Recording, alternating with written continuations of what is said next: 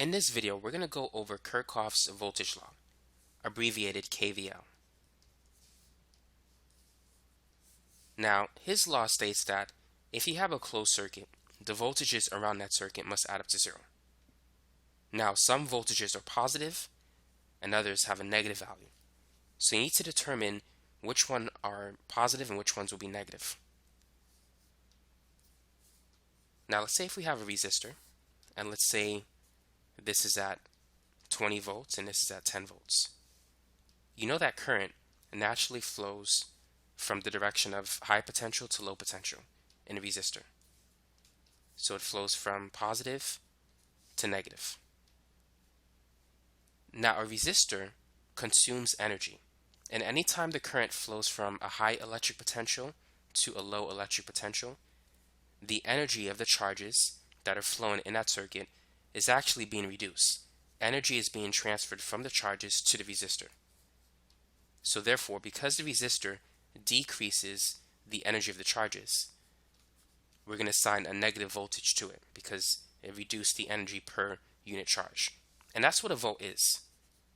1 volt is 1 joule per coulomb. So voltage is basically the energy change per unit charge, which is basically per 1 coulomb. Now a battery does something different.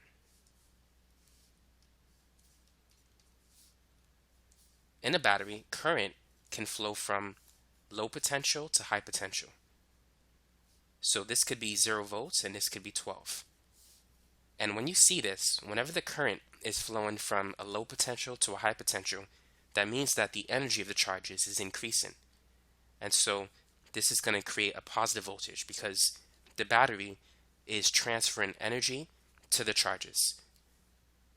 And so it increases the voltage of the charges, but a resistor will decrease the voltage of the charges. Now let's see if you remember. So let's say if we have a resistor and the current is flowing in that direction. Will we assign a positive voltage or a negative voltage to the resistor? So keep this in mind, a resistor always creates a voltage drop. It always consumes energy from the charges. So always assign a negative V for resistor. Now what if we have a battery that's listed this way and there's a current flowing in this direction? This battery, is it increasing the energy of the charges or is it decreasing the energy of the charges? And compare it to this situation. So what if we reverse the polarity? And let's say the current is still flowing in the same direction. So which one should we assign a positive voltage and which one should we assign a negative voltage? Now keep this in mind. Anytime the current flows from,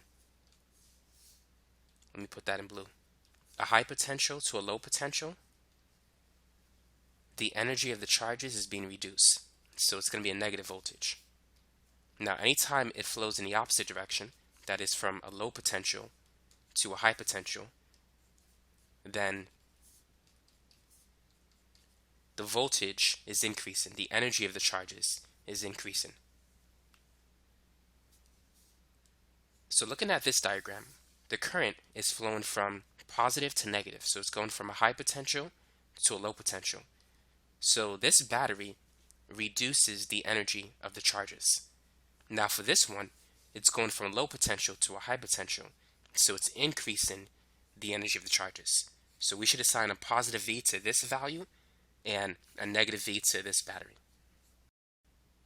Now let's work on some practice problems. So let's say if we have a battery and it's connected to 4 resistors in the circuit. This is the positive terminal and this is the negative terminal. And let's say it's a 12 volt battery. And this is going to be 8 ohms, 10 ohms, and 12 ohms. So this is R1, R2, R3. So write an expression that highlights Kirchhoff's voltage law. show that the sum of the voltages around the circuit must add to 0. Now the current is going to leave the positive terminal of the battery, so it's going to be flowing in this direction. So as it flows through R1, the voltage will decrease.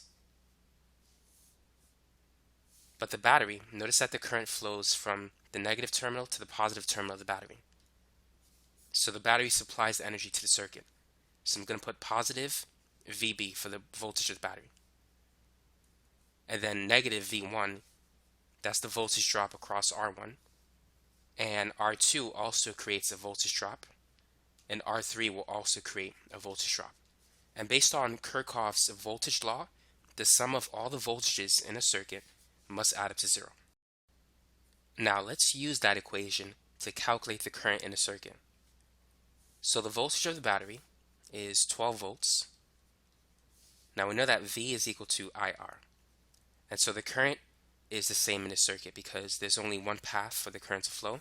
And so what we have is a series circuit.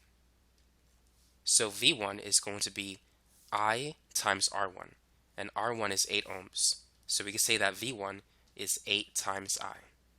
V2 is I times R2, or I times 10. So that's going to be 10 times I.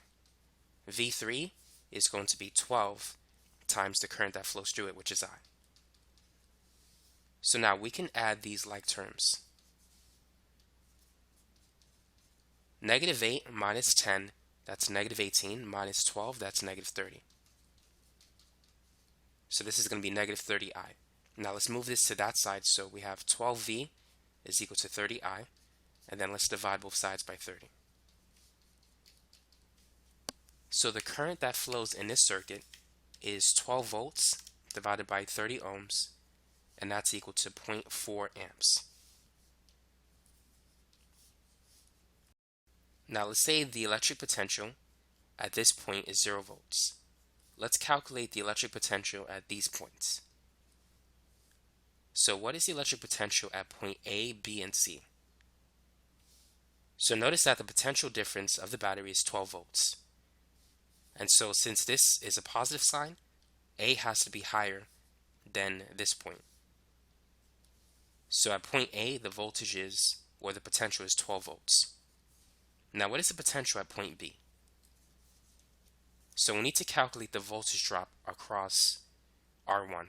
So we can use V is equal to I1. So we have the current, which is 0.4 amps. And let's multiply by R1, which is 8. So 0.4 times 8 is 3.2. So the voltage is going to drop by 3.2. So if we take 12 volts and subtract it by 3.2, this will give us a potential of 8.8 volts at this point.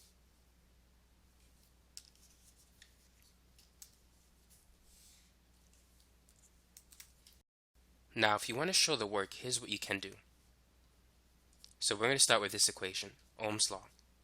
The potential difference is equal to the current flowing through the resistor times the resistor itself. Now the change in the potential is VB minus VA. And with a resistor, we know that there's a voltage drop, so we need to put a negative sign. So this is going to be negative I times R1. So to calculate the potential at point B, it's going to be the potential at point A minus I times R1. So the potential at A is 12, and then subtract that by a current of 0.4 times a resistance of 8, and that will give you 8.8. Now let's do the same thing for point C. So we could start with this equation. Now this is going to be VC minus VB, and that's equal to negative I R2. So the potential at C is going to be the potential at B minus IR2. So at B it's 8.8, and the current is 0.4, and R2 is 10. So if you type in 8.8 minus 0.4 times 10, this will give you 4.8 volts. And so that's the potential at C. Now if you take the current, which is 0.4 amps, and multiply by R3, which is 12 ohms, you should get the difference between these two values. So 0.4 times 12 is 4.8, and that's the potential difference across R3. And so that's how you can solve this particular circuit using KVL, Kirchhoff's voltage law. Now let's work on another example. Let's say if we have this circuit,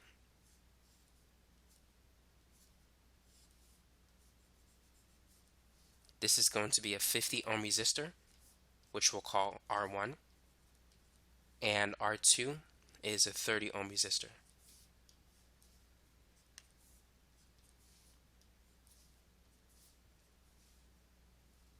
So here we have a 12 volt battery, and here we have an 8 volt battery. Go ahead and use Kirchhoff's voltage law to calculate the current in the circuit. Now the first thing we need to determine is the direction of the current in the circuit, because we have two batteries. Now the 12 volt battery wants to send current in this direction, so that is the clockwise direction. And the 8 volt battery also wants to send current in the clockwise direction. So therefore these two batteries, they don't oppose each other, they support each other, because they want to send current in the same direction. So now that we know the direction of the current, let's set up the equation.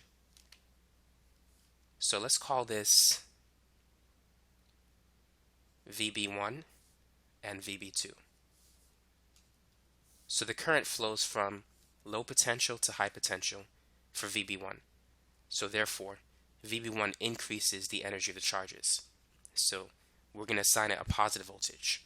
The resistor consumes energy from the circuit, so we're going to assign that a negative voltage.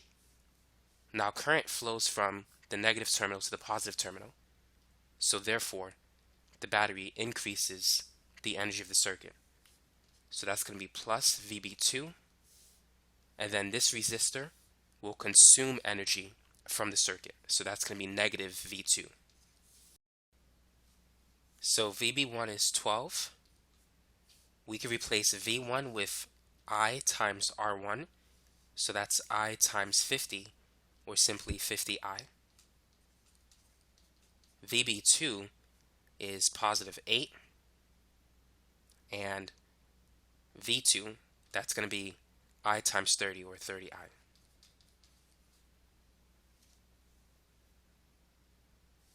Now let's combine like terms. 12 plus 8 is 20. And then negative 50I minus 30I, that's negative 80I. So moving this term to that side, we have 20 is equal to 80I. So if we divide both sides by 80, 20 divided by 80 will give us a current of 0.25 amps. So now that we have the current flowing in a circuit, let's calculate the potential at every point. So let's say this is point A, B, C, and D. And let's say that the potential at point A is 0 volts. Calculate the electric potential at every other point. Now we can see that the voltage across the battery is 12. And the plus side indicates that the top side is higher than the bottom side. So the potential at point B has to be 12 volts. Now the resistor, R1, is going to drop the voltage. To calculate the voltage drop, it's simply I times R1. So the current is 0.25 amps multiplied by resistance of 50 ohms.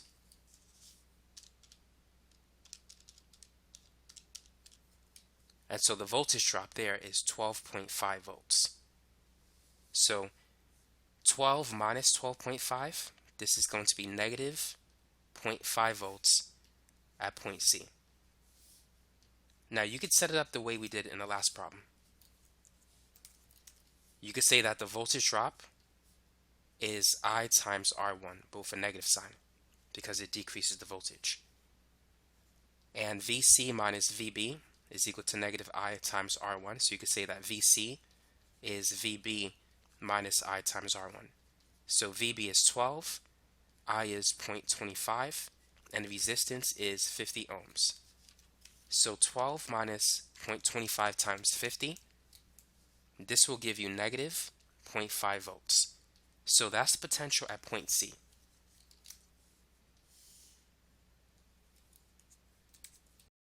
Now what about the potential at point D? So we have a battery that's 8 volts, and this is the positive side, which means that this side is going to be 8 volts higher than that side. So if we take a negative 0.5 and then add 8 volts to it, this will give us 7.5. So that's the potential at point D. Now let's confirm that A is indeed 0. So let's use this equation. The voltage drop across R2 is going to be I times R2.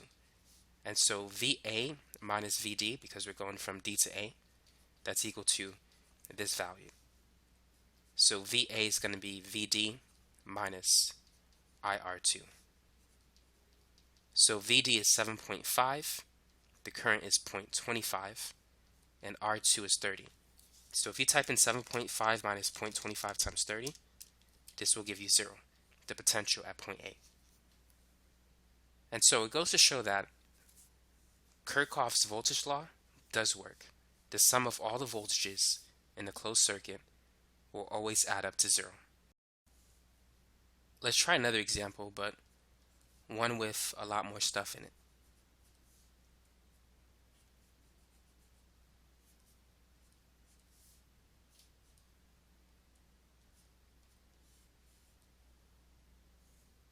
So this is going to be a 50 volt battery. Here are the positive terminals, and here are the negative terminals. This is going to be 30 ohms, we'll call it R1, and then this is going to be 70 ohms, which we'll call R2. And this is going to be a 10 volt battery, and also this is going to be a 20 volt battery. So first, we need to determine the direction of the current. So let's call this battery 1, battery 2, and battery 3. So battery 1 wants to create a current that flows in this direction, away from the positive terminal. Battery 3 wants to create a current in this direction,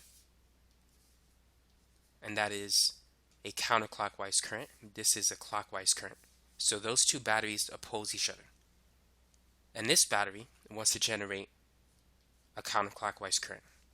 So these two batteries are in support with each other, and they're against this one. However, 50 is greater than the sum total of 10 and 20. So therefore, the current is going to be in this direction.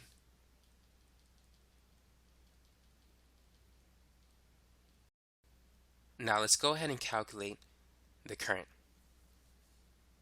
So this battery will create a positive contribution to the circuit. It's going to increase the energy of the circuit. So we're going to say it's positive 50. Now the current is flowing in a different direction for this battery. It's going from high potential to low potential. So this battery will create a voltage drop. So therefore, we're going to assign it a negative value. And here the current flows from high potential to low potential. But here it flows from low to high, so that's a positive contribution. But here, since it flows from high to low, it's going to be a negative contribution. So this battery will decrease the energy of the circuit. Now let's write an equation. So the first battery will add 50 volts or 50 joules per coulomb of charge to the circuit. R1 is going to consume energy from the circuit, so the voltage drop will be the current that flows through it times R1. And R1 is 30, so this is going to be 30 times I. Now this battery reduces the energy of the circuit, so that's going to be negative 20 volts. And this one also reduces the energy of the circuit, so that's going to be negative 10 volts. And this one also consumes energy from the circuit, so that's going to be negative 70 times I. And this is supposed to be R2. And so all of this is equal to 0. So now let's combine like terms. So we have 50 minus 20 minus 10. So that's equal to positive 20. And then we have negative 30 minus 70. So that's going to be negative 100I. And now let's move this to that side. And so 20V is equal to 100 times I. So the current is going to be 20 divided by 100. And so in this example, we have a current of 0.2 amps.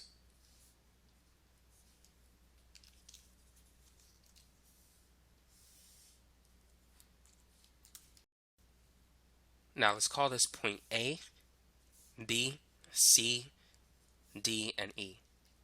Let's calculate the potential at each point, and let's say that A is at 0 volts.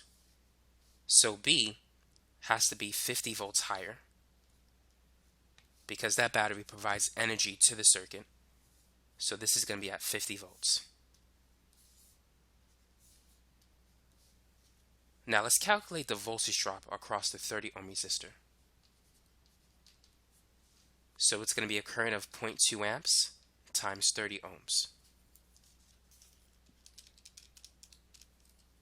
So the voltage drop across this resistor is -6.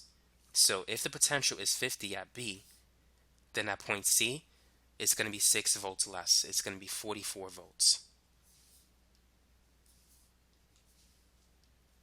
Now this battery will reduce the energy of the circuit by 20 joules per coulomb, or by 20 volts. So the potential at D is going to be 44 minus 20, which is 24 volts. Now this battery also reduces the energy of the circuit. So it's going to decrease the energy by 10 volts. So now the voltage is going to be 14 volts. And to calculate the voltage drop across R2 is going to be the current multiplied by R2. So -0.2 times 70, that's -14. So that's the voltage drop across this resistor, and 14 minus 14 will bring us back to 0. So now you know how to calculate the electric potential at every point in a circuit. The key to understanding how to solve these types of problems is to know which device will increase the energy of the circuit and which device will decrease the energy of the circuit. So resistors always consume energy. So they will always decrease the energy of the circuit. So therefore, they will always have a voltage drop. So you should always apply a negative V value to it. Now a battery can either increase or decrease the energy of the circuit. And for this, you need to look at the direction of the current. So if the current is flowing from a low potential to a high potential, then the battery is increasing the energy of the circuit. So in that case, we need to apply a positive voltage to this battery because it's adding voltage to the circuit. Now, if the current is flowing from a high voltage or high potential to a low potential, then this battery is reducing the energy of the circuit. And so we need to apply a negative voltage to it. So hopefully you understand that concept, and it's going to help you to solve more complicated problems than the ones that we covered in this video. This is simply a basic introduction.